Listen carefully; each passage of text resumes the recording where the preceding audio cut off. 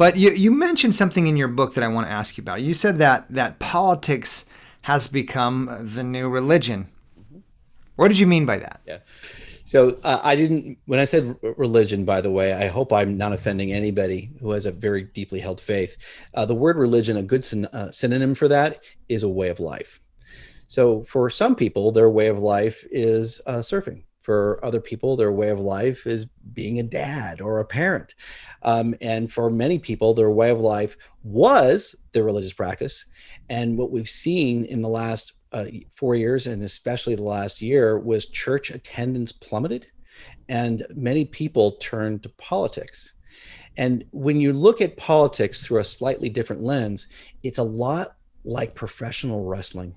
We have the good guys, we've got the bad guys, we have the people on the outside of the rings telling us what's happening, interpreting who's moral and who's good and who's bad.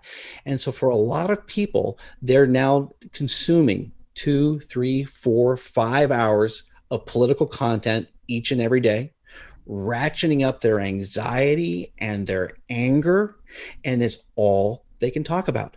They go to work, they come home at 5 o'clock, they turn on the news, sit on the couch and watch 4 or 5 hours of political news, which vilifies, demonizes, objectifies other Americans. They go to sleep, they wake up, and while they're eating breakfast, they're watching more news. They get in the car, they listen to more talk radio in the car on the way to work, and then they call their spouse and complain about what they just heard about on how bad the other side is. So here is the very, very painful truth, is what political figures have figured out, and what many media, when I say media, I mean that phrase very broadly. It could be social media, it could be radio, television, cable. What they've learned is the best way to get your attention is through fear. And the more they can get you addicted to outrage, the more you watch, and the more advertising they sell, and the higher their revenues are.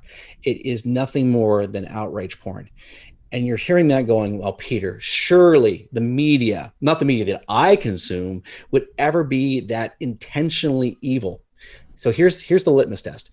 If you believe that half of America are evil and are trying to destroy the country, you are currently a pawn on somebody else's chessboard.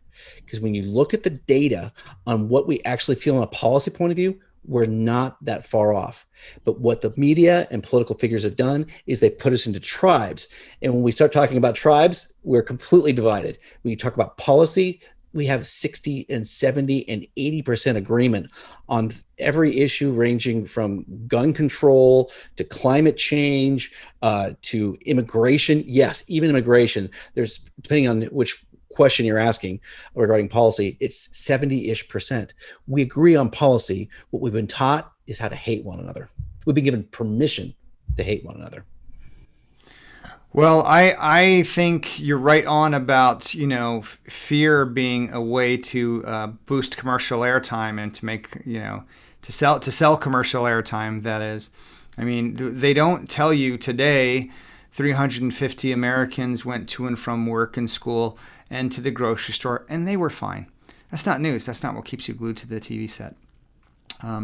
But it certainly has a way of disrupting higher cortical functions. Like fear, there's clear research on this. Fear impairs one's ability to think critically, and that's a dangerous vulnerability too, above and beyond, how much money it can be made off of us buying products off of the internet or the TV as we're watching these fear-mongering news reports. If you are more committed to national unity than partisanship, please check out my book, The Second Civil War, A Citizen's Guide to Healing Our Fractured Nation. My book will challenge you to improve your relationships with friends and family. Click the link in the description below.